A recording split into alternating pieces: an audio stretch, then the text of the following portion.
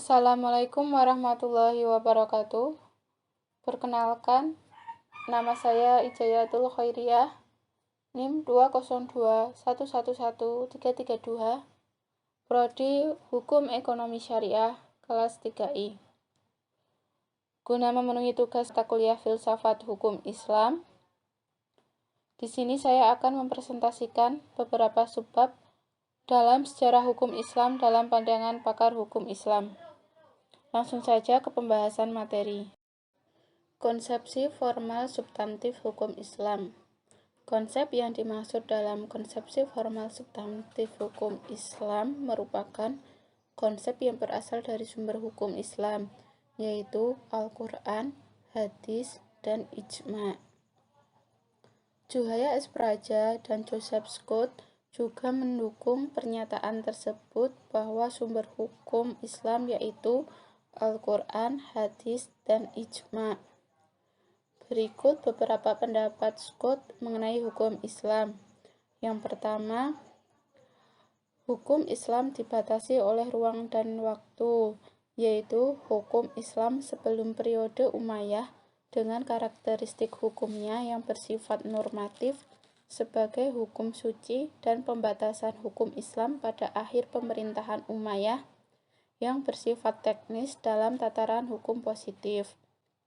Yang kedua, dalam pandangan Scott, apabila diukur dengan standar ilmu hukum, hukum merujuk pada arti tata hukum keputusan pejabat, petugas, proses pemerintahan, perilaku yang teratur dengan ajak. Konsep ini sangat berbeda dengan konsep hukum Islam. Yang ketiga, secara terminologi, pemikiran Scott mengalami dinamika. Namun secara substansial, hukum Islam di mata Scott harus memiliki sifat teknis dan formal. Dan yang terakhir, menurut analisis penulis Scott, cenderung berpikir praktis semata, tanpa memasukkan unsur-unsur teologis dan tidak memerinci asal-usul kata syariah atau fikih secara utuh, semantik atau sejarahnya. Pada awalnya, penggunaan fikih mencakup hukum-hukum agama secara keseluruhan, baik hukum yang berkaitan dengan masalah-masalah akidah, akhlak, ibadah, maupun muamalah. Dengan demikian, istilah fikih memiliki arti yang sangat luas. Menurut para fuqaha, istilah fikih mengandung dua pengertian. Pertama, fiqh memelihara masalah-masalah hukum syara' yang berkaitan dengan perbuatan yang diambil dari Al-Quran dan As-Sunnah, dan keduanya dapat disimpulkan apakah dipelihara dengan dalilnya atau hanya permasalahannya saja. Kedua, fikih merupakan kumpulan hukum syara'.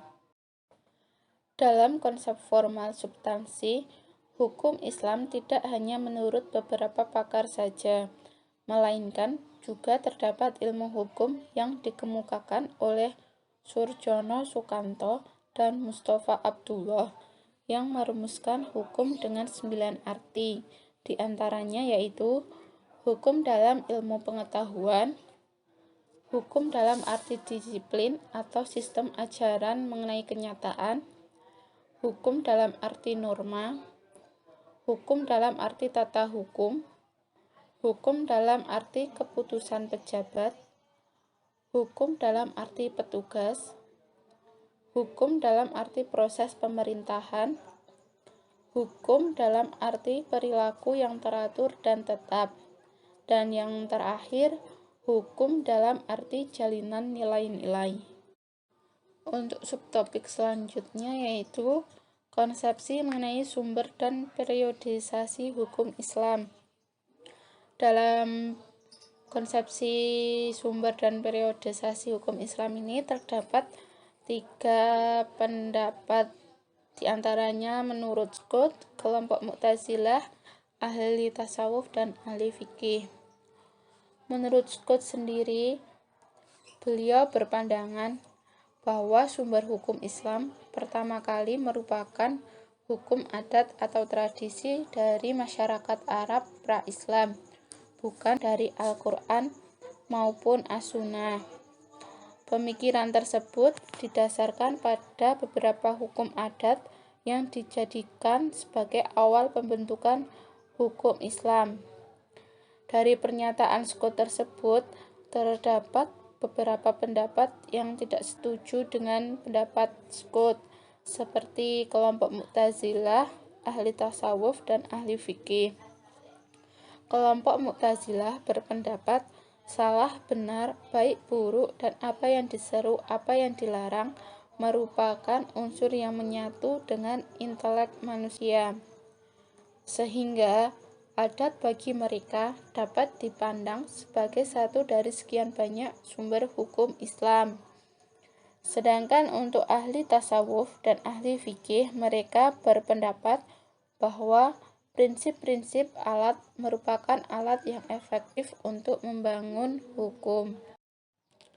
Dalam menentukan periodisasi sejarah hukum Islam, para ulama berbeda pendapat mengenai sejak kapan periode hukum Islam itu dimulai. Dengan adanya perbedaan tersebut, maka para ulama menyepakati bahwa periode hukum Islam dimulai sejak zaman Rasulullah SAW. Hal itu diperkuat dengan pernyataan Harun Nasution yang menyatakan bahwa pada periode Nabi SAW, segala persoalan dikembalikan kepada Nabi untuk diselesaikan. Nabilah yang menjadi satu-satunya sumber hukum secara langsung, Nabi sebagai pembuat hukum. Namun secara tidak langsung, Tuhanlah pembuat hukum, karena hukum yang dikeluarkan oleh Nabi bersumber pada wahyu dari Allah. Dari beberapa pakar sebelumnya, seperti Scott, Mu'tazilah, ahli tasawuf, dan ahli fikih, pendapat Scott lah yang mendekati kebenaran, karena Scott berpandangan bahwa tradisi pra-Islam dapat dijadikan sebagai sumber hukum, namun bukan sebagai sumber hukum Islam yang utama, melainkan sumber hukum yang sekunder. Selanjutnya untuk subtopik yang terakhir, yaitu konsepsi metode penggalian hukum Islam. Menurut Juhaya S. Praja, terdapat 4 pendekatan yang harus digunakan dalam penelitian, di antaranya pendekatan teologi, filsafat, sejarah, serta ilmu sosial. Pendekatan teologi sendiri memiliki tugas untuk meneliti aturan-aturan yang mengatur syariah dan fiqh, serta membedakan bentuk ekspresi yang buruk dan mencari definisi yang sejajar. Pendekatan filsafat digunakan sebagaimana dijelaskan oleh Juhaya S. Praja, bahwa filsafat memiliki 2 tugas utama. Yang pertama, menanyakan kembali paradigma-paradigma ilmu yang telah mapan, dan yang kedua, tugas konstruktif. Lebih lanjutnya, Juhaya juga menjelaskan bahwa filsafat hukum Islam pada umumnya menjawab pertanyaan-pertanyaan yang tidak terjangkau oleh ilmu hukum, seperti pertanyaan apa hakikat hukum Islam, hakikat keadilan, tujuan hukum, serta sebab orang harus taat pada hukum Islam, dan lain sebagainya.